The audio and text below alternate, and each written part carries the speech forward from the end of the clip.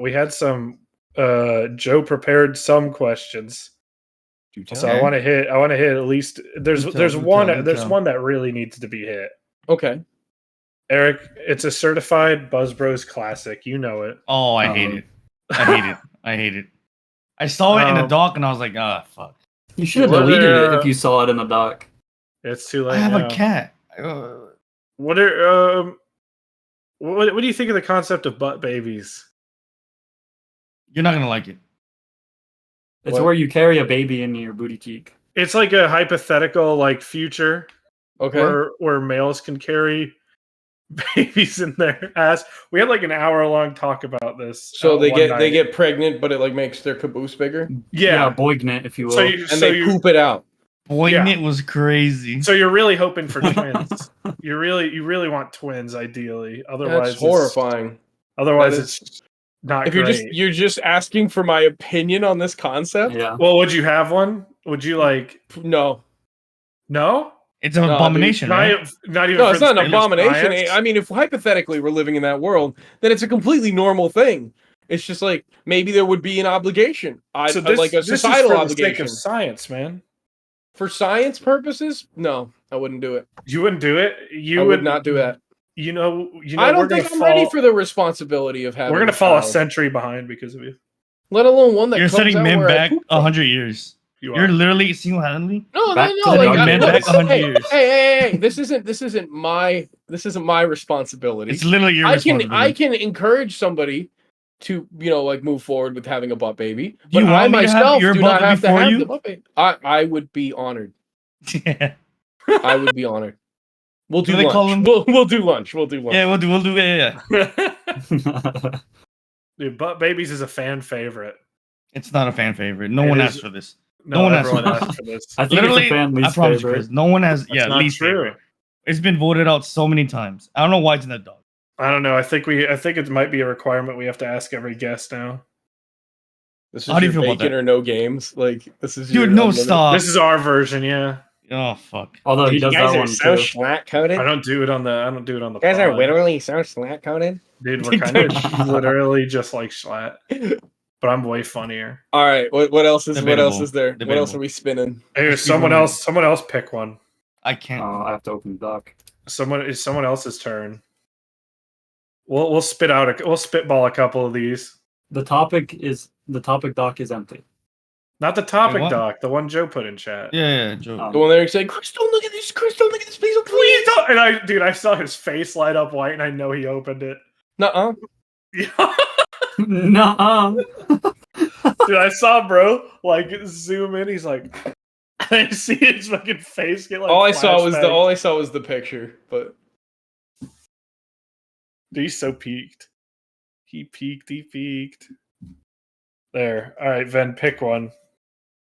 I think maybe we each pick one. Maybe we each pick one out of there. I have a free hand. Hold up. I think I picked the first one, to be honest. Okay.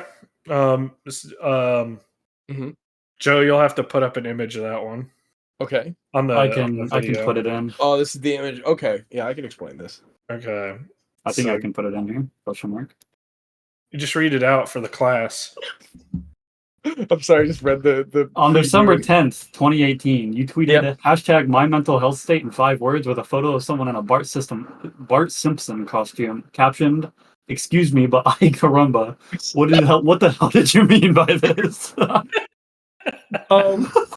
Okay, so if you know me, which the Sebonauts, as I refer to the fans of the music, they know me pretty well. I'm a very transparent, open person. I get what I like to call the niche internet micro celebrity zoomies sometimes. So at late at night or like in just the middle of the day, when I have nothing going on, I just get really excited by the stupidest shit possible, and I think it's really funny for me to put it out there, almost because it causes other people to have to read that, and I think that's really funny that they're just suffering there. This is a waste of my fucking time. Imagine you're waiting for to hear back about being approved for a line of credit, and you just like look at Twitter and you just see excuse me, Karimba. it's like it's gonna make you mad, and that's what I find funny about it. So I tend to have those tweets quite often. Like I think my favorite one was a screenshot of my TV with an episode of Billy and Mandy where there's like an infant baby Billy, just like he just looks horrible.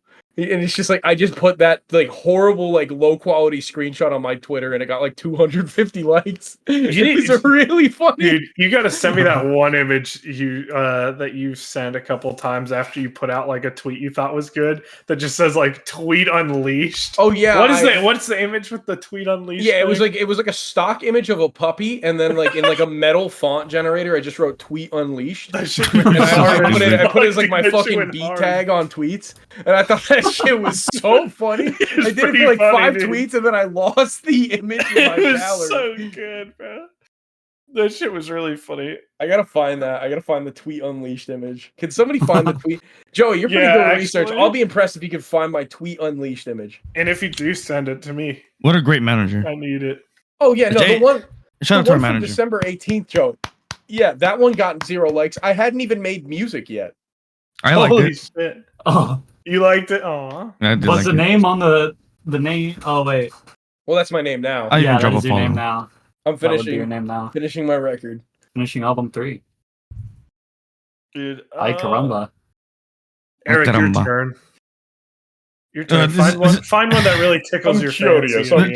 This is a 1, 2, 3, 4, 5, 6, 7, 8, 9, 10 part question. Okay. 10-part question. Pop off. Let's do it. Let's run it. All right. So around this wait, where's the hyperlink? Hold up. I want to get the facts straight. Dude, he's really committed to this one. Around this time, you also said, and I quote, "My only goal in life is to make good Christmas song without using sleigh bells." Yeah. Does this remain the only goal you have in life? Or have you completed this goal and are ready to die and be content at any moment? Honestly, if I'm gonna be real for just like 5 seconds, my only goal in life was to like genuinely, and I mean this philosophically, like make a positive difference like in life, like to just like make a difference to somebody that was net positive. And if I could know that like my life was a net positive, I'm good. So like the first time I ever got like an interaction from a fan, I got an email when Pineapple Soda was still only on SoundCloud, and it was this girl, and she reached out to me. She said, "Hey, I heard Pineapple Soda. It had like less than 100 plays on fucking SoundCloud. It was the second day it was out. That's 4 million now, doesn't it? It has over 4 million on Spotify, 1 million or 2 on Apple Music, and it's got I think like 50,000 on SoundCloud, because SoundCloud kind of died right as I fucking started releasing music there. But it died? She basically said like your music like really helped me through a tough time like the last couple of days, because like I suffer with like anxiety and depression, and it's like I've always felt like alone in how I feel, and you captured it really well. I've straight up told people every time, like, dude, if the music stops tomorrow, if for some reason I just have to go work an office job, I did what I was supposed to do. Like it's like I made a difference to like just one person. That's all anybody can ask for, is to just be kind and do that. But if we're being a fucking joke, actually the 100 Gex fucking beat me to it. So they released a song called Sympathy for the Grinch. It does have a sleigh bell here and there. That's a badass name. Yeah, and it does have a sleigh bell here and there, but it's like a fucking like heavy pop punk fucking Christmas song, and it actually bangs. It might legitimately be my favorite Christmas song. Well, before we move on, since meeting you, you have made a positive impact on me. So, thank you. Oh, that's so cute. That's really fucking kind. Thank you. That means a lot. That was really nice, Eric. Oh, shucks, dude. Don't expect it again. Okay. It's all good. I'm a one and done guy. All right. Dude, don't let him fool you. He treats me like shit. You ever been to Applebee's, Chris? Yes, I have. I've been to Applebee's many times. Number one, do you like the was it like the $5 margaritas? What are they? Like $1 margaritas? There's $1 marks. Ooh, there was a time where they had $1 Long Island iced teas. That's crazy, dude. No, me and my friend. That's a lawsuit. That's a lawsuit. $1 Long Island iced teas. I would be at Applebee's all night. We got Space Jam slammed, dude. Oh, dude, that's insane. Lolo Bunny Slam. That's wicked. I'm not a big tequila guy. I don't like tequila. It's $1. They're $1. So it's basically like basically it's water and sugar, and when you drink it, one of the employees in the back screams tequila as loud as they can, and you're like, oh, I can, What I the can taste it. I can kinda taste it. Tequila. Yeah, it's like tequila, but yeah, no, tequila's just gross to me. So margaritas are probably the only tequila based. As a Mexican, I agree with you. We should get rid of tequila. Also, tequila rocks. You should try mezcal's all right, rum though. margarita. Ooh, I actually might. I had one at a Cuban restaurant, and it was bussin'. I fuck with that because I like margarita mix. I think it tastes good. I love margarita mix. They put like coconut rum in it. Mix, dude, so good. It was spectacular. You should try it. It's kind of like a painkiller almost. You ever had that? Where it's like coconut rum, painkillers, pineapple juice, and orange juice. It's yeah, I've had those. Crazy. We call them wake ups. Off the fucking Zaza with the dollar margaritas. You ever been kicked out of an Applebee's? No, I have never been forcibly removed from an Applebee's. Have you been forcibly removed from a place? I was gonna ask anywhere. I've never been. Yeah, I've never been asked to leave anywhere. Where? Where? It was this country club way back in the day. So okay, I got a bone to pick with these motherfuckers, right? So I just finished doing fucking leg day, right? Yeah. So I'm wibbling and wobbling like I'm fucking Bambi. I'm just like blah, blah, blah. So I go to the club, I'm partying, I'm moving, I'm grooving. I go to the bathroom and I'm still wobbling because like I did leg day. I go to the gym sometimes. So I'm wobbling out of the bathroom like fucking shaky leg. And then the fucking bouncer grabs me by the fucking shoulders like, you're done. I'm like, what? You're done. Yeah. And I got kicked out. And I was like, no, wait. My legs are sore. Hey, what are we doing here? I got kicked out. That's fucked up. That's fucked up. I should do a negative Yelp review. Right? Yeah, you should. It's an injustice. You'd show him his boss if you did that. Yeah, that'd really stick it to him. I think it was racism. Yeah. That is her. Yeah, I could see that. That's just harassment in general. It's just like I was just peeing. No questions asked, just booting you. That's he's like, you're done. I was like, bro, what? He's like, why? He's like, because you're stumbling. I was like, no, my legs are sore, brother. I'm out here fucking doing the hoop-de-doo two-step wobbity-wop with my legs just, not recovered. I got booted. But that's the one time I'll do that to you. My legs are sore right now, man. Mean bouncers suck. Dude, mean bouncers do fucking suck. Good bouncers are like, they're there. They're a menace, but they're chill if you're chill. Yeah, it's like, and if you cause a problem, then it's a problem, and it's funny because I don't cause problems. It's like I've been waiting in too many lines at Hoboken bars where bouncers are mean, and I'm just like, fuck off, bro. Like, dude, there was a bouncer that didn't want to let me into a joint because of my Crocs. I did go out bro, Croc. No. I'm a Croc king. I am a Croc king. Crocs are awesome. Yeah, Crocs should be worn in clubs. A fashion statement, I feel. No, dead ass. Crocs should be the everyday shoe wear. Statements.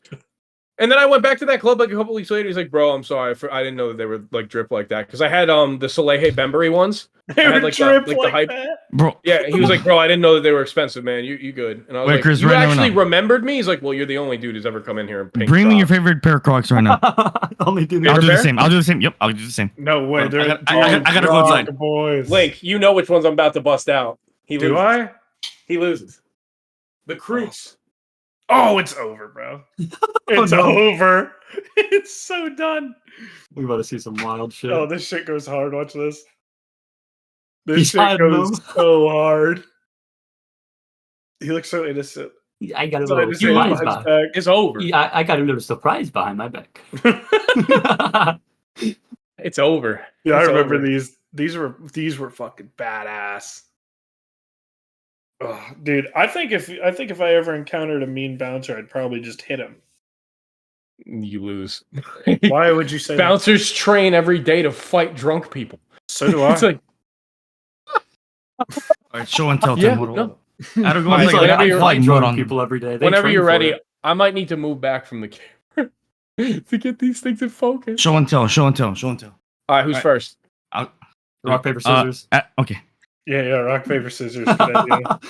Rock, paper, scissors, shoot. Fuck, I always lose, dude. I want to. You always lose. Then you go first. You go first. No, you're good. I will. Yeah, go ahead. No, you go first. You go first. He's offering. Oh, ignore the mud. We ignore the mud. Okay, Yeah. those are kind of Oh, wicked. all right. The camo ones go hard. The Echo Claw goes crazy. That's Yeah, really I love, cool. dude. We ignore Dude, the they're mud hard. though. I like the think ones it- that Palace drop, man. Palace drop like these like no holes, like they're like one solid block. I really want those actually. They're only Ooh, like I gotta $100. The mud's Would you- the mud kind of adds So, character, I think. I got nuked. I got nuked. It's so over, dude. It's He just- over. That's the way over. he just went. he Dude. just Done, lifted bro, him up. done. Is it The is it like the cruise polos gonna or like is win it hard to put them on? It's That's actually a not mega. that hard to put them on. It That's is a a little Mega difficult to Man. take them off if you're wearing like if you're just like trying to like dog them, like no socks. Yeah. But Raw honestly, dog 'em. yeah, I've never had a problem with them. They're really comfortable. Dude, to they're actually- fucking dope, dude. but They're they're fucking cool. extremely cumbersome to walk in. Would you wear the toe Crocs?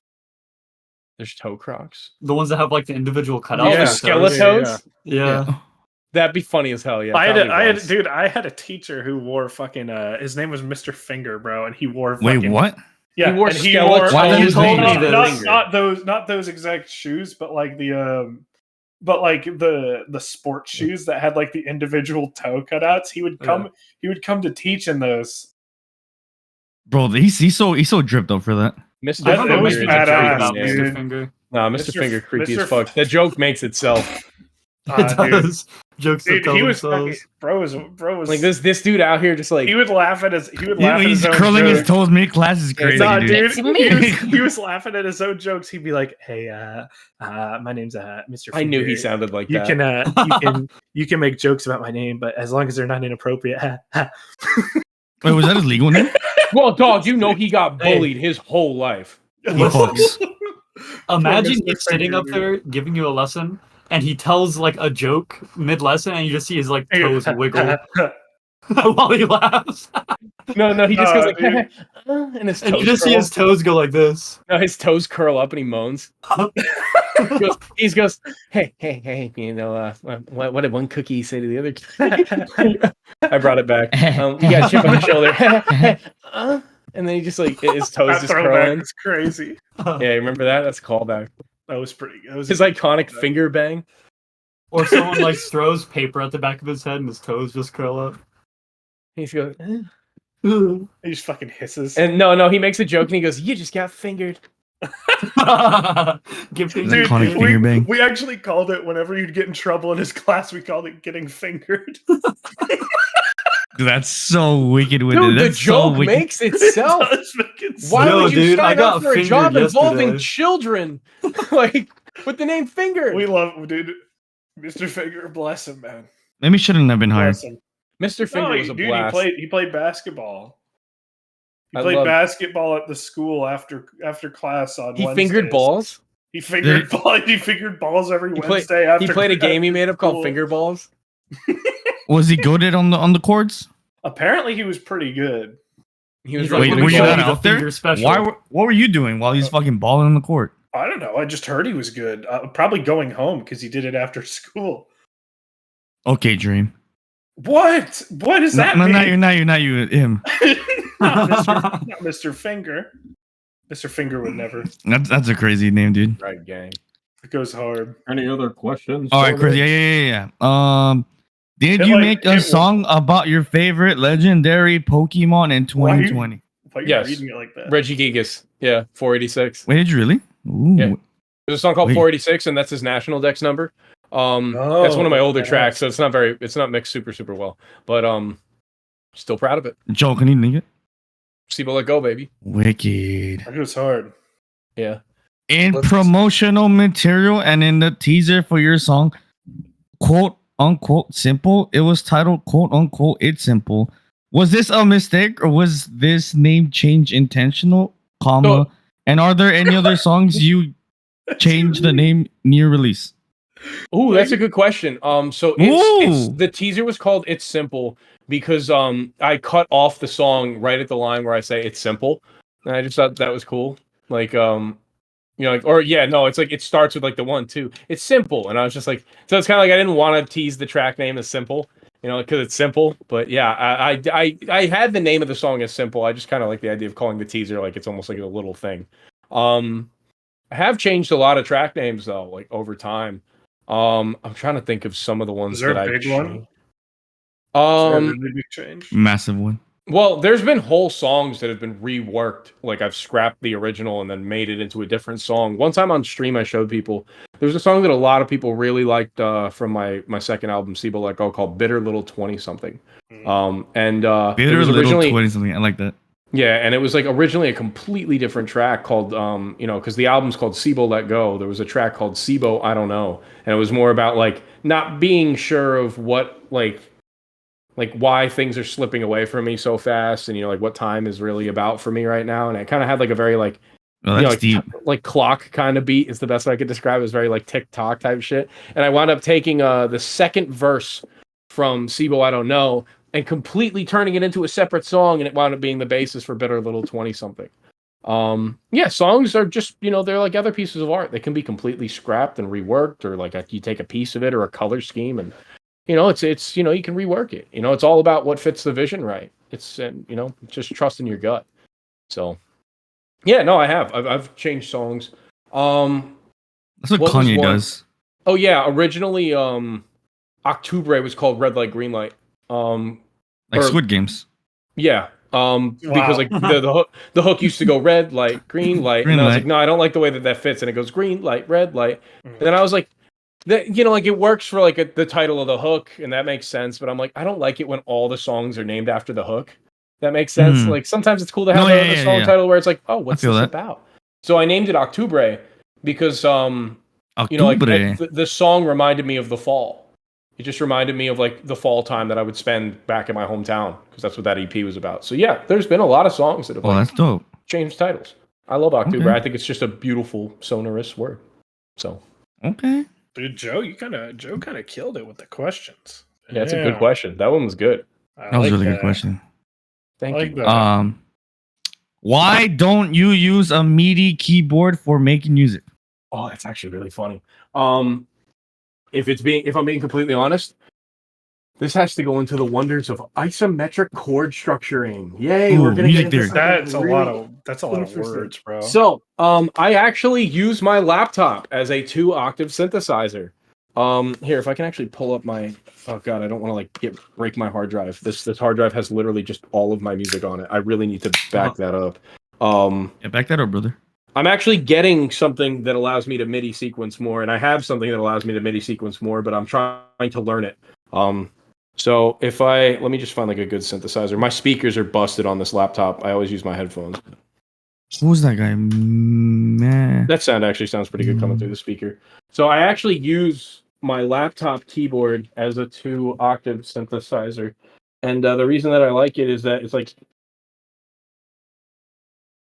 Oh, noise suppression. so it's basically two two keyboards on top of each other. So because of that layout, different chord values become isometric, which basically means they're the same shape no matter where you move your hand. So by putting my hand kind of like a raptor claw, I can play a major chord and just go. Uh-huh. Oh, I heard it a little bit. The noise suppression. Oh, is it not coming through? Off. Yeah, Here, it's the noise suppression. Let me try and turn off noise suppression.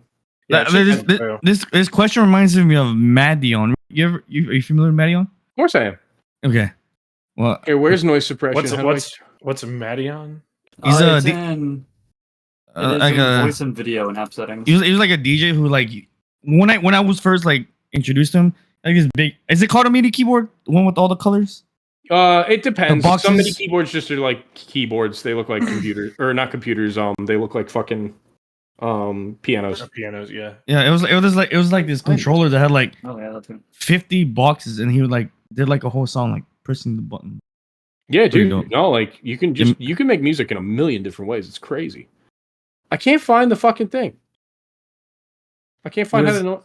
There's also a next to the leave call button. There's one. Okay, noise. Oh, noise suppression. Off. Okay, now you're gonna just hear my fan probably running a whole bunch. But yeah, No, basically, if I put my hand like this, I can make a major chord. Oh, Okay. wait. No, we can hear it now. Yeah. I never moved my fingers. I just That's fucking around stuff. the keyboard. Oh, okay. it a lot easier for me to play chords on it because organs are really cool because they're two keyboards on top of each other, which is a lot easier to play a low root note. So if you're horrible with using your left hand and playing the piano like I am, then it's a really useful kind of layout. Well, so I like MIDI boards. They're cool. Like I have a really great piece of gear. It's like a legendary thing at this point. It's basically a modern like classic, but I've yet to really use it on a song. So I feel like it's a horrible investment that I made. You should do one song using exclusively that. Oh, that looks fucking sick. Yeah, so the OP1 was by Teenage Engineering, and what's cool is it was designed to really just like make people creative. It's really cool for sketching songs on the go. It has a ridiculous battery life. It's got like a fucking 4-day charge. It's like you can, but it limits you in certain 4 days ways in the creatively. studio. Let's go. Like, ooh, it's on some weird preset shit now. Yo, dude. But you can do some really cool synthesis shit with it. Verizon's default ringtone. I like it for like kind of like designing or sketching the idea of a song on the go. Like if I'm on the plane and I don't want to whip my laptop out, I'll bring my OP1 with me just so I can plug headphones in and just noodle around, come up with some chords, come up with a melody, and I can save it on the tape. But I've yet to use it in a song, and I feel like that's a waste because this thing has so many. Yeah, use it for a song, man. Looks cool. But I actually wound up buying another piece of gear that I think is more... You should do a Buzz Bros intro song with that only that keyboard. Only that keyboard. Oh, that'd be badass. Sure, I'll do that. That's easy. That'd be fun. Dude. Like let me see what I was working on here. Actually, I was just like sketching out just like some stupid ideas. That was kind of hype. But one thing that I just got also from Teenage Engineering, which is blowing up the music internet right now. It's called the EP133, or also known as the Knockout Mark II, and it's a sampler. Now, the way that I play my keyboard is that actually it's triggering a bunch of samples of the same sound.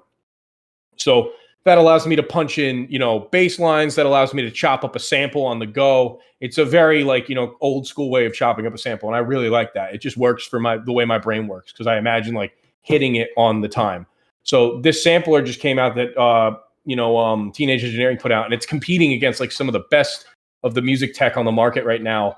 And what's crazy is Teenage Engineering is notoriously like pricey because of the quality of the tech they make, and it's all more of like a design object as well. So it's like this thing is $1,200 and it's very powerful. It is a little guy. It is you can make it full tracks. You can mix and master them and export them directly to your computer, all using this little thing. So the fact that you're able to do that with that portability and that much like creativity put into it is why it's so highly priced. The KO2 is just as creative and just as cool. They basically took what they have called pocket operators, which I've used one of those from Teenage Engineering on a track. They're synthesizers straight up just built into the microchip that they're on, and they used to cost like $50. So you could get a full-fledged drum machine for $50. Well, that's fucking wicked. And they're like the size of a calculator. So they had one called the KO, and it's a sampler.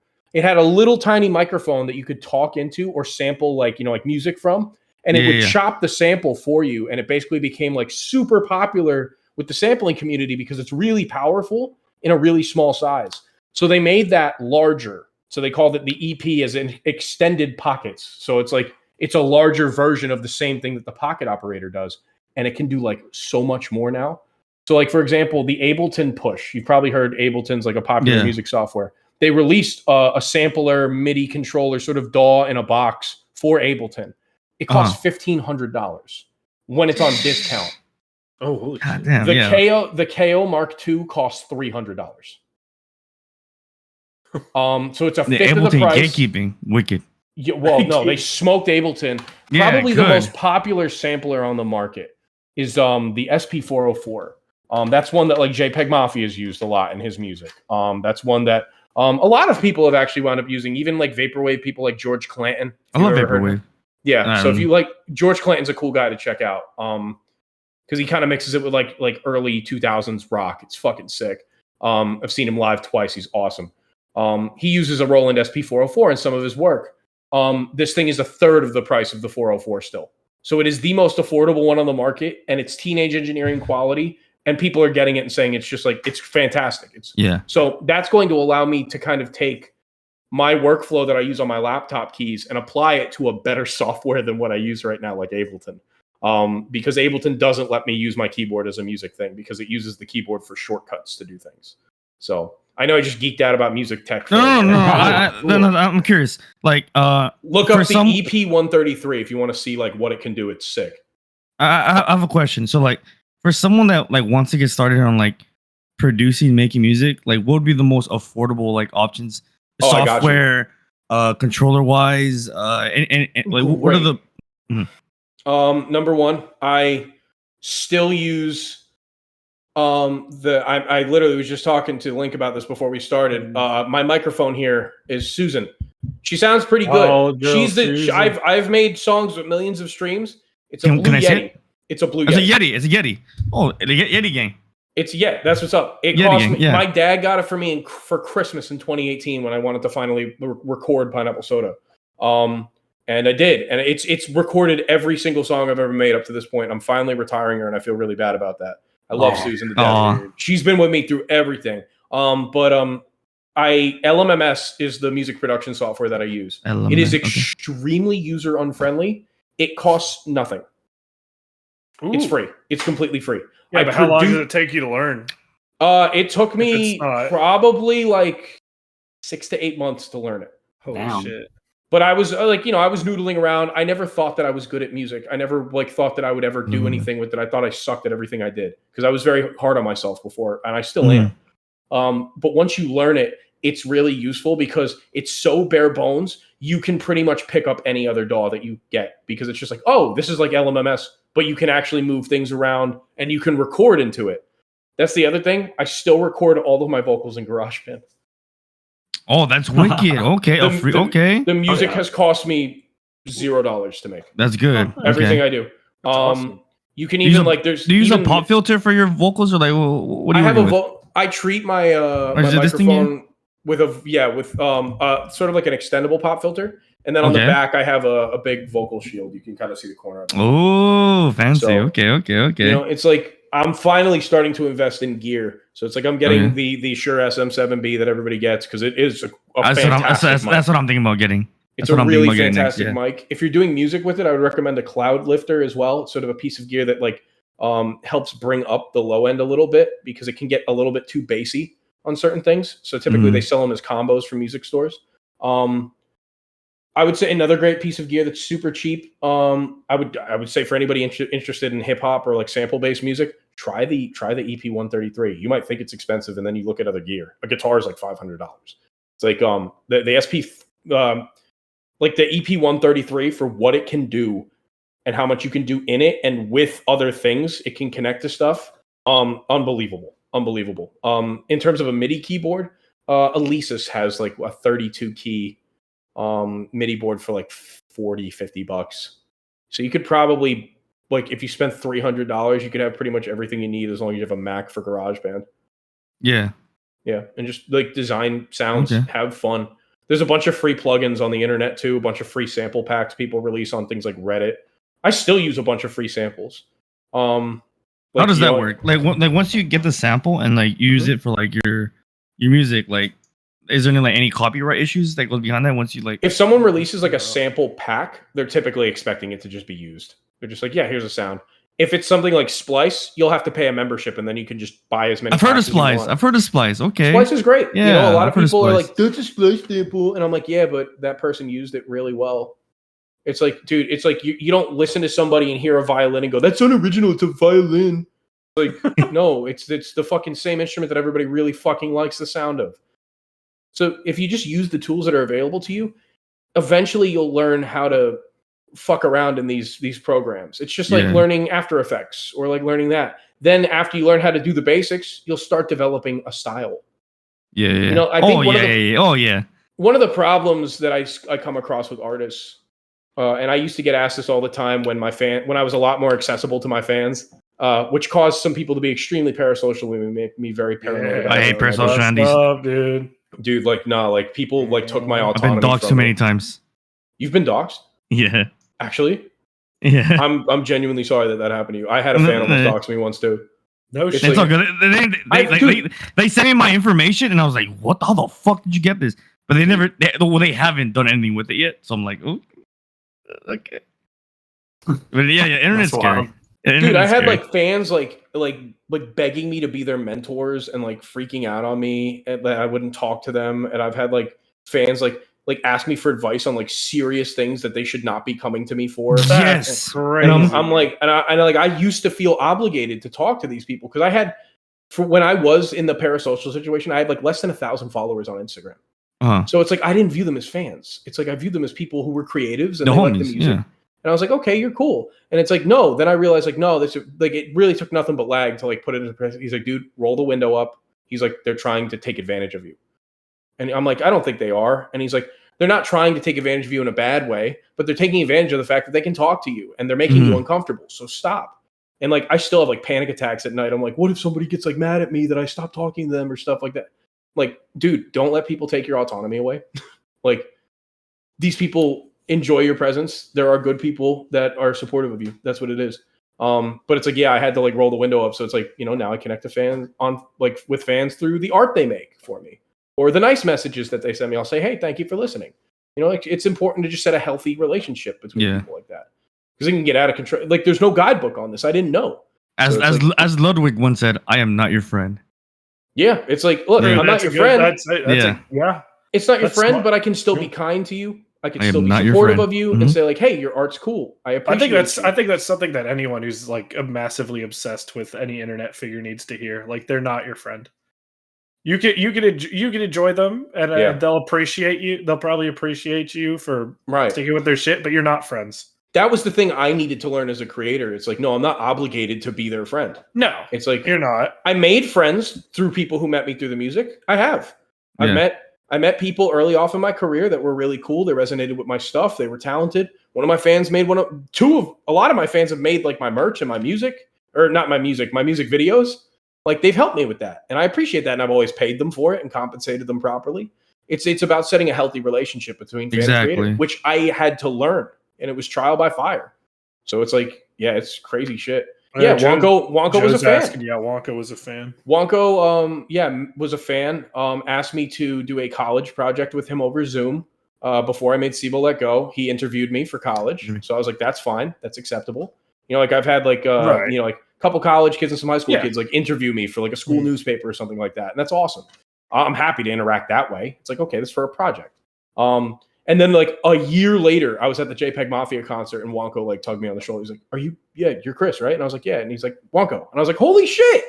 And we became friends that way because I met them in person. They were respectable and a cool person.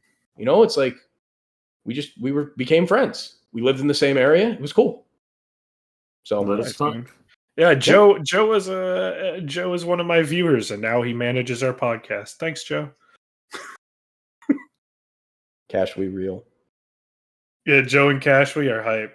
Cashwe's also our topics manager when we get Joe, Cashwe, ready. Whole gang, the whole squad. We love them. So yeah, it's just about being respectable, being kind, and like just always just not being available for people and like making sure that you're aware of that stuff. It's weird. It was something I had to learn, and honestly, like I used to have like panic attacks about it. It was like really scary. It made me like really afraid. I was like, I don't want people like constantly like messaging me. Like there were people like trying to like talk to me at like 4 a.m. I didn't know. And that's like, I thought about it and I got really existential and freaked out. There's one time I got like 20 calls in one night. What? I was like, dude, yeah. Holy shit. Dude, it was bad. So I was just like, hey, look, I've been kind to everybody. I've been good to everybody. It's just like, got to stop now because there could be some bad people. So all you have to do is just appreciate them. You don't have to go out. Yeah, I appreciate everybody. You don't have to do anything more than that. You're not obligated. You're not obligated to be anyone's friend. If you don't want to. Yeah, it was a really like scary thing for me to learn because it happened really quickly for me. You know, it's like I didn't know anything, and I'm still not at a place where I'm like huge. It's like I'm like I'm growing, and I appreciate that, and I love everybody who listens to my music. I appreciate them. I resonate with them, but it's like I can't be talking to everybody. I can't be doing that. It's like, and there's no way to like there's literally give your no energy way out to like hundreds of people. Yeah, it's like I can't I can't lose my autonomy, and that was something really important that I needed to learn. It's like I'm an individual, and it's like I'm doing my thing, and people like it, and I appreciate that. It's like, yeah, if we meet, I'll gladly have a conversation with you. If you like, I got recognized like like nearby actually, which was kind of scary at No first. shit. Yeah, and like I got recognized at like a mall that I was at, and someone was like, "Oh my god, are you Hiram Chris?" And I was like, "Yeah," and I had a great conversation with them, and it was wonderful. And it's like, okay, gonna go now, bye. Yeah. Yeah, and they were cool with it, so I'm like, okay, that's respectful. So it's like neat. So I don't know, man. Yeah, and most people, I feel like most people are like 99% of them are going to be cool and respectful. Absolutely. It's just the 1%. It's the 1%. Yeah. Mm-hmm. All right. If MySpace, as it existed in the days of yore, was a thing today, would you rather use it or Twitter? X, actually. Okay, that's actually a pretty good question. MySpace is more of a Facebook style thing. Yeah, it is. It is different. I feel like that's just like a It's more of a blog. Did you ever use Yeah, MySpace? it's pretty much a blog. I grew up on MySpace. I never used MySpace. Okay, my age. Yeah, dude. MySpace was so dope. was around. MySpace was around when I was growing up. Wait, what? MySpace or X? I feel like Twitter. Twitter has more of an organic reach. Yeah. It's more fun. Well, yeah. Now they're like fucking it up. He's like, Elon Tusk, fuck that guy. Yeah. All right. I feel like something like MySpace, it's like you connect with like people you know, like just right. That's what it was made for. Yeah, Twitter is like, oh, you have a following and you want people to see what you're doing. All right. I feel like it's too different. It's kind of hard to. I feel like it's hard to compare. Yeah, it's like apples to oranges. But I would say I prefer Twitter just because I got good at Twitter. I learned how to use Twitter. That was our manager's question. Don't yell at me. What was the reasoning behind forming the Giggle and the Smile Brothers? Oh, Giggle and the Smile Brothers. We came up with that idea. Me and my little brother, MB Matthews, an amazing musician, has a new track out actually tonight when we recorded this live. Yippee! Yeah, he's just an unbelievably talented person, an amazing brother to me. He's, I'm really proud of him. Just seeing him kind of grow on his own in the same thing that I do. Kind of, like I'm really just proud of the effort he's put in. He's like a better producer than me by a long shot. We had this idea of finally like doing a collab project together. And we were like, what would be like really fucking funny? And we were like, what if we called ourselves like Giggle and the Smile Brothers? And it became like this in-joke that we would just call ourselves like the stupidest shit imaginable. And we had like a track or two from the stuff we're going to be releasing for Giggle and the Smile Brothers, prepped up in 2021. So this has been a long time coming. And then like we were finally back in, like down south, down here together for the first time in like years. And we were like, dude, let's fucking do it. Let's fucking do it. And we wound up making Giggle and Smile like that night. Like I made the beat. Midge really came up with like the hook and stuff. Then we just started like coming up with the dumbest bars we could. And this track kind of became about like us being like anti-influencers. So it's like where everybody else is like dropping a track a week. We're going to wait a while before the next one drops. It's like we're making like the worst, most dog shit like TikTok content imaginable as like a joke. It's just That's like funny. It's like, in a way we're almost making fun of the people who would make fun of that shit too. Because we're just being like real, like it's bad. It's bad content. Like but the music's good. It's like ours is like music good, everything around it's horrible. Mm-hmm. It's like if you find it, you have stumbled upon a gem. I fucking love Giggle and the Smile Brothers because of that. It's kind of like a farce on all that shit. It's just like it's so fucking ridiculous. Like there's no meaning to it. We're just having a good time saying the most ridiculous stuff and making fire shit.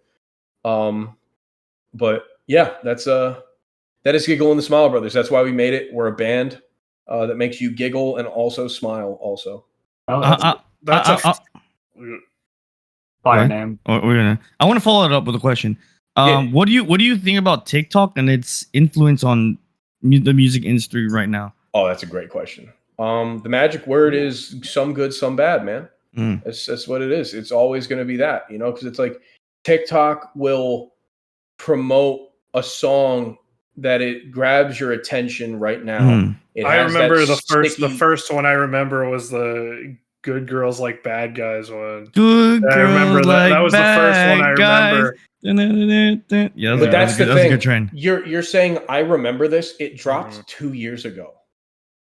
Is that true? Yeah. Why do I feel like it was longer than that? TikTok popped off in the pandemic. Yeah. TikTok burns you out on the music. So what happens to a lot of people who have viral TikTok songs is that they blow up for like 5 days.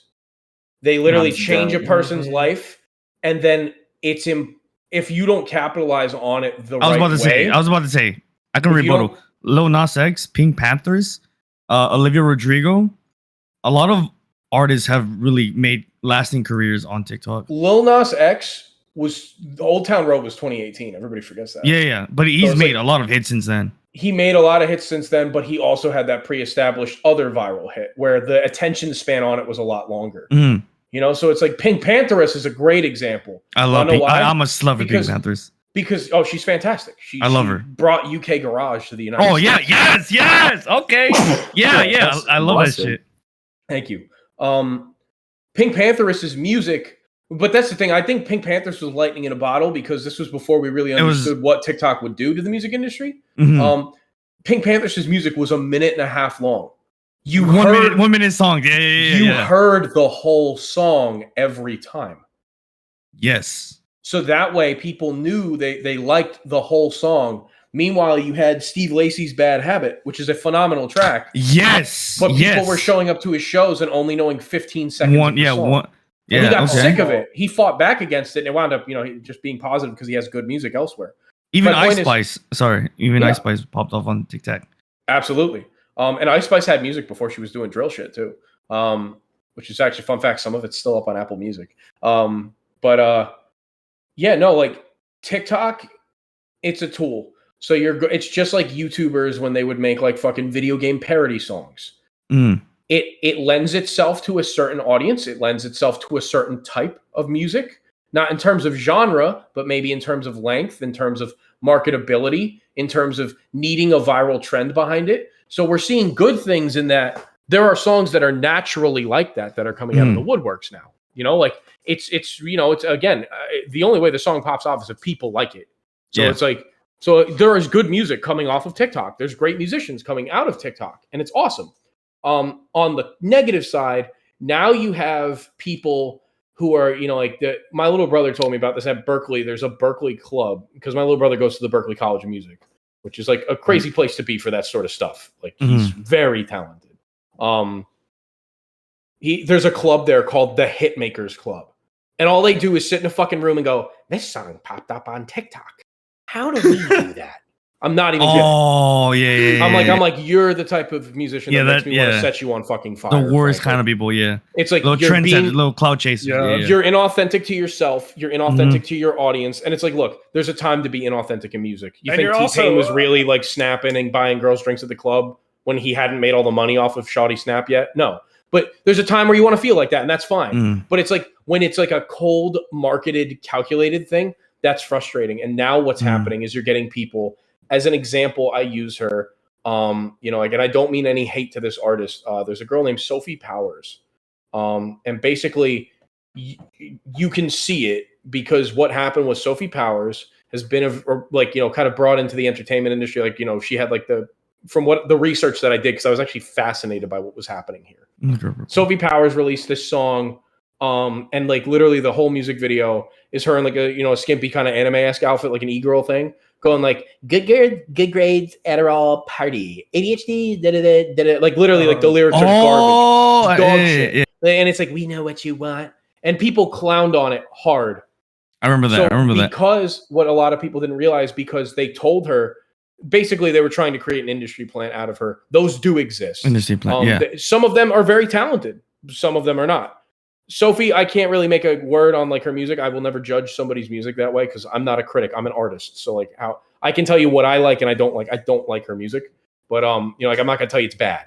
But basically, what's been discovered from a lot of major artists now, like SZA, for example, even said it. She's like, guys, Top Dog won't let me release my album until I have a viral TikTok. Yeah, I've seen a lot of that. Sophie Powers winds up waiting to drop this song for 6 months because nothing is getting positive feedback. It's all getting shit on. It's getting clowned on. They're waiting for the moment. Yeah. Yeah, the label's just dumping money into it. Which otherwise, by the way, it's gonna flop otherwise, right? Well, no. The other thing too is a lot of people don't realize when a record label gives you a deal, they're not just paying you; it's a loan. You have to pay that back. Yeah. So how does that work then? Long story short, Sophie Powers, just because like she's being inauthentic on camera because it has to be a video trend, and the song is like produced by 17 white dudes who make billions of dollars off of like a teenage fantasy every day. Yeah. It's not connecting with the youth because they're trying to make a TikTok hit out of her. She's doing Billie Eilish whisper vocals on a hyper pop beat with the fucking Umaru snare, the fucking doom. Like you can literally pick apart the elements of different popular trends, the viral trends, that blew up from the underground that she's capitalizing on. And so eventually they just released a song. It flopped fucking hard, and now she's stuck in that loop. Then they were like, well, we gotta own the hate, and she made like a song called "Better on Mute," and you could tell it's the same shit. And she's just getting clowned on even harder. So it's like you've ruined this artist's chance at a good career for herself because you're trying to make you're trying to force a viral hit. People think there's some secret sauce, and it's just like the rest of music history. The answer is there isn't. There isn't a secret sauce. I've used the same chords as the fucking Beatles, and I don't have their amount of streams, so it doesn't work. There's no law. It's not science. The only science in music is mixing and mastering, which is the one fucking thing I don't know how to do. I feel like even if you make like a big viral TikTok hit, like you're not going to have much lasting power, are you? Like you're going to blow up big, but you're going to burn out fast. That's another problem. Yeah. People's attention spans are so small on there. It's going to get popular for a couple days, and then everyone's going to forget about it. And look, that's fine. Look, I think, would I be upset if I got a TikTok hit tomorrow? Absolutely not. No, I would be like really thankful. I think it'd be really fun because I'm ass at promoting my own music. Like 99% of my listeners have been word of mouth. Do you know how rare that is to find in the industry? Mm-hmm. Dude, Tubbo, the Minecraft guy, he was a huge fan of Tubbo. The initial pop of my music in 2019 is directly responsible from one dude just mentioning he likes it. Everybody checked it out because he played it on stream. And I appreciate that a fuck ton. Yeah. So that's lit. Yeah, and that's awesome, and that's a blessing, and I appreciate that. It's like, dude, there's literally like I got really into the business. That's what I studied in college, in case my dreams failed. So it's like I learned a lot about that. Where it's like, dude, word of mouth does not happen very much anymore, and so it was really interesting to see the first person who connected with my music and really started pushing my name was this guy Frank Javc, who is a huge influence on my music. He's like taught me how to make music on the internet. He was huge as YouTube tutorials, and he still makes great stuff. Frank still mixes and masters all my stuff. He's awesome. He's a good friend of mine. He found it and then pushed it around. So somebody that I used to watch that taught me how to make music from his tutorials wound up spreading the word. And then he was friends with Nothing But Lag, and we became friends. And then Super Mega, Matt Watson, found out about my music. And he shared it with people, and I wound up on the Super Mega cast. And it's like, and then, Fantano found out that me and Justin were working Anthony together. Fantano. I love Fantano. Yeah, so somebody submitted it. It was either I submitted it or somebody else submitted it to a Reviewing Your Music stream like 2 years ago. I think it might have been me. I've been in there. Yeah, I've been in there a couple times. Yeah, so he reviewed Jinbei, a song, he reviewed Depression Nap, a song that I produced and me and Justin and Frank were on. He really liked it. That helped. So it's like 99% of my growth has been word of mouth, which is unheard of in the industry. I'm growing a lot slower than other artists, but I grow consistently, and because of that, I've found more genuine fans. Yeah. It's gonna not a trendy fan base. It's gonna pick up a lot now that you're on Buzz Bros. I'm stoked. I can't wait for the Buzz Bros crew to come marching in, out the door. I'll play you to my parasocial Andrews. I got you. I'm putting that on the Christmas stereo. So wait. So radio. Do you think TikTok as a platform is a dying way to promote your music? Because like, there's good question. In the beginning, yeah, it was popping, but like you said, now it's just like it's hyper-saturated market. Yeah, exactly. Yes. So I would say yes and no again, because I still think the good stuff does rise to the top. It might take longer though. I think a lot of times nowadays super people saturated. think the day that their music drops, that's another trap that a lot of musicians, myself included, fall into.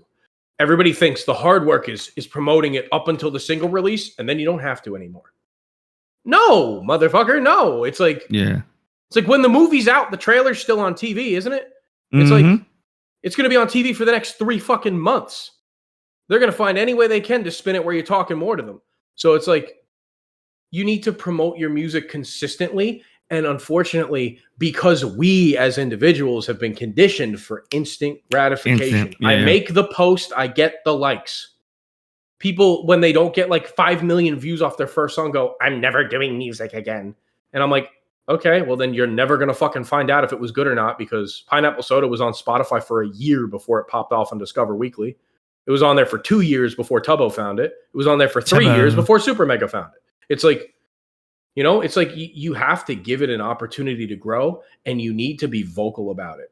So one thing that I've been using is the places where I do have an established following more so, which again, it's small. It's like 3,000 followers on Instagram, 2,000 on Twitter.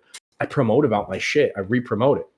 I go, hey, remember this song fucking exists? And then it gets to 5 new people that never heard it before. And then those 5 people might talk to some people. But then the next video comes out and 5 new people talk to some people. It's like, it's a slower grind, but eventually you're going to have one, because that's how the algorithm works. If you're getting consistent engagement from the audience you have, then it promotes it to new people. It's literally just like, at this point, the game is just fucking doing it. They're being consistent. Everybody will get their 15 minutes of fame. Like, dude, how do you think, like, you know, Miles did it? Like, you know, Miles makes stuff that's like legitimately like designed to be ass. Yeah. Like, it's meant to be trash, and that's what's funny to him. And it blew up. Why? Because he kept promoting it.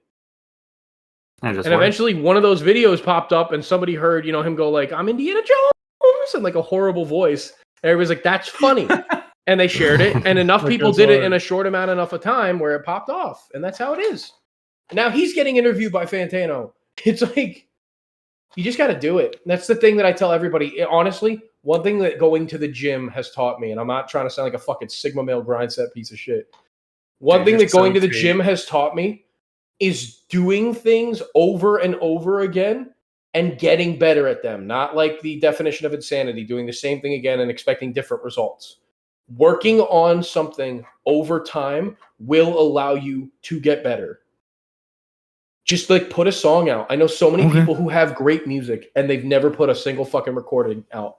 And I'm like, why? And they're like, well, I'm waiting until I get like, I can sell out a venue. I'm waiting until I can get it mixed and mastered perfectly. I'm like, how are you going to do that? And they go, I don't know. You got to fail, brother. You got to fail, brother. My answer to everybody with that is, look, at one point I worked in college admissions actually. And the number one thing that would always happen with students is we would get to the point where we had a process at the place I was working where you could sit down with a member of the financial aid team and they would make the most affordable plan for you to come here. That was the one place where the most students would leave before they talked to those guys. You want to know why? Because once they had the answer, they didn't have an excuse. Oh, fuck. Yeah. No one wants to put out a song because they don't, not because they don't like the song, not because it's not mixed right. They're afraid to know if people are going to like it or not. Yeah. And instead of fearing rejection, get the answer. And if people don't like it, guess what you can do? Put out a better song next time. Or continue on the path you're at, and eventually the audience that likes that stuff will show up. You just got to believe in yourself more. That's something I struggle with every fucking day. Yep. You won't That's get why this better album's unless you taking keep so doing long. it. Like, this album's taken me almost 2 years now. And it's like, I'm still not done with it. I'm actually sending the first single out to mixing tonight. Because you want to know why? Because I was doubting myself. And now that I had more people listening to me than ever before, I was nervous that I would lose them, or it wasn't creative enough, or this and that. Instead of just shutting my brain off and doing what makes me happy. Because that's why the original people showed up. I had no expectations for the first song, and that's my biggest one yet. Soon to be overtaken by a song that I also scrapped from my second album because I didn't think it was good enough. Holy shit. It's like, that's the thing. People don't want the answers sometimes. They tell you that they want the answer really, really bad. When they're about to get the answer is when they'll back away. Think of it like, you know. No, that's facts. That's facts. That's facts. It's just like going to the gym. I'll start tomorrow. Just go lift. Yeah. So nothing's stopping me tomorrow except for the same shit that's stopping me today. That's. He's just dropping bars now, bro. That's kind of dropping bars, brother. I That was try. real as fuck, bro. Thank you. I'm a professional songwriter. I think there's only 2 more on here. One of them is an actual thing, and one of them is a. The other one was funny dog shit. shit. Yeah. No, post it. Okay, I didn't even look at it. Hold up. Post it. I'm not. You post that. I'm not posting that. It's like that was Cashway. That was Wait, a Cashway one? Was that Cashway or Joe? it has to be. Wait, do you know what is Goofcore? Do you know what Goofcore is? Goofcore is what I call my genre. Yeah. Okay, so yeah. Go ahead. No, all you. I've been talking a lot. Because I'm stupid. Are there any Goofcore artists? I didn't know it was a thing. And even just smaller indie artists in general that you rock with heavy and then deserve more time. Okay. Yes, I meant to do this. I meant to do this on Twitter once a week, and then I got fucking distracted as usual. Yeah, shout some people out. It'll get around a lot. Goofcore artists? I'm not sure because Goofcore. Wait, before we go on, what is Goofcore? I don't know what the fuck that is. It's just what I call my genre because I don't know what the fuck it is. I hear people call me a lo-fi rapper sometimes. And I'm like, I'm not. A lo-fi rapper. I like. Then lo-fi. they say, it's not bad. It's just I'm not. I don't rap a lot. Okay. Like I really only have a couple full rap songs. I sing a lot. And then people call me indie pop, and I'm like, okay, that's fine. That's a fine indie label. pop, okay. But it doesn't quite cover all the rap stuff that I've done. Or even like some people have like called me like bedroom pop, which is like originally I would say yes. Like bedroom pop does go hard in my bedroom. That's true. But it's like no one can ever agree on what I am. They're like synth funk, synth pop, synth wave, this indie, indie that, and I'm like I love all those genres, but I'm like y'all are spending too much time trying to label music instead of just giving yourself the ability to be fluid. I'm like, dude, we live in a mixed media world. We have fucking baile funk music from Brazil popping off right now. And now it's fusing with like pop music in America and Midwest emo. It's like I love Midwest emo. Like yeah, but it's like what is Midwest emo anymore? It used to be American football. Now there's people like Glaive who are technically Midwest emo, but they're hyper pop. It's like, so what are they? So I just made up my own genre. I call it Goofcore because I'm just like that's funny as fuck. Ooh. People ask me what genre I make. I'm just like whatever the fuck I want. It's like I just want to be happy. I'm influenced by a ton of music. I'm influenced by fucking one of my biggest influences is the Gap Band. You ever heard them? They're a fucking synth funk disco group from the fucking 80s. They made You Drop the Bomb on Me, baby. That's all. Shit. That's the Gap Band is one of my biggest influences. That's a fucking banger. I'm not gonna lie. I'm an avid fan of pineapple soda. Thank you. You're welcome. I like the hat. Hey, yeah, I got real pineapple. Recognize real. I got a tattoo of that from a fan actually. Hey. That's wicked. Yeah. Pineapple soda. Fucking pineapple. Oh, nice, dude. I always used to joke that when I hit 1 million, I would get a tattoo because I never thought it would. And then it did, and I was like, "Is that your only tattoo?" Only tattoo. The next song that hits 1 million that was solely made by me is the next one on my arm, and that's going to be, ironically enough, I can't write love songs, so here's a lo-fi hip hop track, based off the metrics today. That's what. So yeah, I'm gonna get like the little Japanese gateway that I was walking under in that. Like the Tory gate. Yeah. Though that would be a lit ass tat though. Yeah, it would be cool. Yeah, so I'm gonna get one of those. Of the tats you had to get, I want to get one of the better ones. I want to get one. I don't have any. I was thinking of if anyone ever play Outer Wilds. It's my favorite. My favorite game of all time. I was gonna get a tattoo of Outer Wilds right up on my arm, and then me and Eric are getting. Me and Eric we're going on vacation together next year. Nice. We're getting matching tattoos. Where are you going? We're going to South Padre Island in Texas. Hey, Hans. The whole Buzz Bros is going. You want to get the matching tattoo with us, man? I would consider this, yeah. What would Jimmy Buffett do? It's gonna be WWJBD. What would Jimmy Buffett do? Why would it have to be that? I would get any other go hard. No, in honor of our late king. Come on. Dude, I have listened to no Jimmy Buffett songs.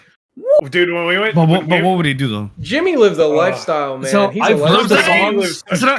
He created a career for one song, which is fucking insane. He made a whole franchise off of but I've never looked up the songs to listen to them because I think they're like if I've heard them, I've heard them. He's the white man's Leonard Skinner. Me and Eric went to Margaritaville in Vegas, and it was magical. It was beautiful. It was. They had a lot of Crocs too. We had Yeah. we had a cheeseburger in paradise with a perfect margarita and a 5 o'clock somewhere. Oh man, what an amazing moment. What a good It was guy. wicked. I would get a separate tattoo. Okay. Oh If damn, you he's would, you would so have two tattoos. he's so not part of the clique. Shouting out independent artists. Yeah, too. shout him out, dude. First and foremost, one that I've really been fucking with is this guy, ILYSM. I love you so much. Illy is, I don't even know what the fuck you call their music. It's just, they're unbelievable. It's just fantastic. My recommendation is the song Baby, BBY, Here I Am.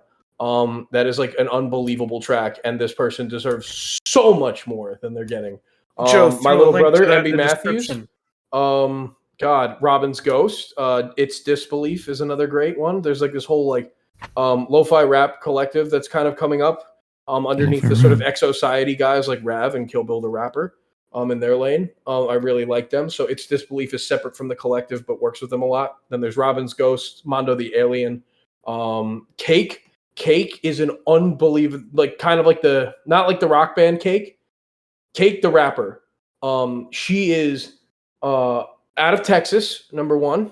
Number two, making like boom bap, like some of the rawest fucking boom bap I've heard in years. And just boom bap. Like Oh, okay. Boom, boom, boom, like that clap. kind of shit. Okay, Yeah. okay. Yeah, she's a trans rapper from Texas that is making like the rawest boom bap shit with like samples from like Hello Kitty CDs and Barbie movies. Oh, that's That so goes dope. hard. That's so dope. Look up the That's so album dope. Koshka. Look up the album Koshka. She is That a goes fucking so queen, hard. an icon, has some of the nastiest bars I've heard recently. That is dope. That is dope. Joe, can you find that and post a link to that? Yeah, Joe. Cake. We love researcher Joe. She's Put it self-produced. on the She does screen. everything. She's fantastic. Golly, who else? You'll find all the recommendations in the description. Smile. Damn. Also Okay. put Hi, I'm Chris in recommendations at the very top. Thank you. I appreciate that. We'll hide them. God, who else? Show it to our white fan base. A very big Who else fan is like base. really cool right now that I'm listening to? I'm trying to think of like the smallest artists that I know that I like really fuck with. There's some people in my lane. If you like my music, you'll probably like this guy Nelword. I really love his music. A lot of people thought I was influenced by Nelword. I actually didn't know about his music till afterwards because he was one of my related artists. Dang. Oh, Love Sad Kid. A lot larger. Probably the largest artist I'll mention. Love Sad Kid's awesome. This unknown white rapper named Ben Beal. No, but Ben Beal's the homie. He's way bigger than me too, Ben was a but I cool love guy. him. Ben's a homie, cool dude. and he's super talented. Yeah, I met him in Korea. That dude's He was chill. fastest writer I've ever seen. He's a cool guy. That dude whips up like hits in like 5 minutes. God, who else is in the underground right now that I fuck with? There's a lot. There are a lot of them. One that I actually haven't ever spoken about publicly yet. I'm watching him, and I really want to see him succeed. He's really getting somewhere good. Like the thing is, I hear potential in this artist. His name is Teo, Teyo with an exclamation point. Mm-hmm. The production that this kid has under his belt already is insane. Definitely got to work on more of the structure and the lyrics in the music, but I hear the vision. I really hear the vision. There's some really cool stuff from his most recent EP. Also a New Jersey native, and I always respect that. Joyzy. Yeah. Joyzy. My buddy Carriage Lane does a lot of indie rock, freewheeling indie rock. Michel Noir, an amazing up-and-coming neo-soul and R&B artist that I'm working with. He's actually on my next record. Valentine, he had one huge hit called Pink and Blue. It's very Joji-esque. And then no one listens to the rest of the stuff that he makes for some reason, and it's beautiful. There's no other way to. I'm on one of his tracks called Fool. So I know I just like speed rounded that, but those are a couple artists. That's dope. You ever hear of Radiohead? I think that, yeah. Do you know that they're just one guy? You fuck with Drake? They're one like guy? I like some of Drake. The Radiohead's one Like guy. Drake. The Radiohead Early Drake himself? is dope. Everything Does he up to live- if you're reading this, it's too late. Does he live in a Radio Shack? Is that real? Alabama. Is it by the Radiohead himself? No shit. That's his house, dude. Why you fucking The Radio Shack? Yeah, Radio Shack. That's where they live. Mm-hmm. Dude. They as in him. Yeah, that one guy. Oh yeah, that one the dude. one radio. Yeah, Radiohead. Did you know Deadmau5 is actually more of a cat person? Deadmau 5. Have you seen Deadmau5 stream? Like he like does this whole music production live. Yeah, on- he's on like, Twitch. he's cool. notoriously an asshole too, which I think is funny. Yeah, he's an asshole. Yeah, he's an asshole. Yeah, he's an. that is pretty just funny. But his music is dope. Like he really was like a cool face in the world of like techno and trance for a little while. Yeah, those are all the questions. All I right. think it's well, time. I think it's time we hit the road. I needed to go to bed a while ago. I'm but I was buzzed. having And fun. I'm bro. And together. Dude, no way. That's so our outro from now on. Two. Fusion. Fusion. Ha! That's the new. Well, that's the new outro. All right, guys. Thank you for joining us for Wait, another episode. I want to say something. I want to say something. Okay, I you know I'm bad at wording like words, right? Yeah, But I don't know who the fuck Super Mega is. I wasn't familiar with you, but after meeting you as a human being, I can't wait to listen to you, and I can't wait to see where you go in the future. Aw, And I'm excited. That means For a your lot, future. Nice, Eric. Shut up. Okay, I've but always been a fan. I'm super It's excited nice. to like listen to your tracks and see where you go from here. Yeah. Okay. Thank you. That means a lot. I hope you dig it. that was it. I'll link Yeah. you. I'll link you as Spotify. Yeah, link me Spotify. Yeah. I will. Like Like we're on right now. different corners of the internet. I but, actually like, have it open on my Spotify. this, at the this, moment. this is dope. This is dope. This is dope. This is dope. Start with my newest stuff first. This is this is. I'm just gonna send the whole Spotify. This has been by far the longest episode of the podcast. By the far. way. It was fun. It was fun. Yeah. I had a great time. This Thanks is for having me like- on. I think this is like an hour and a half longer than our longest episode. Damn. So yeah, we were yapping. That was fun. Well, thanks for coming on, Chris. Much Grazie, love, grazie. y'all. Thank you. Thank you. Love having you. Thanks for joining us on this episode of the Buzz Bro Podcast. I'm buzzed. We're the We're bros. bros. We're bros. The buzz babes. And together. We're the buzz.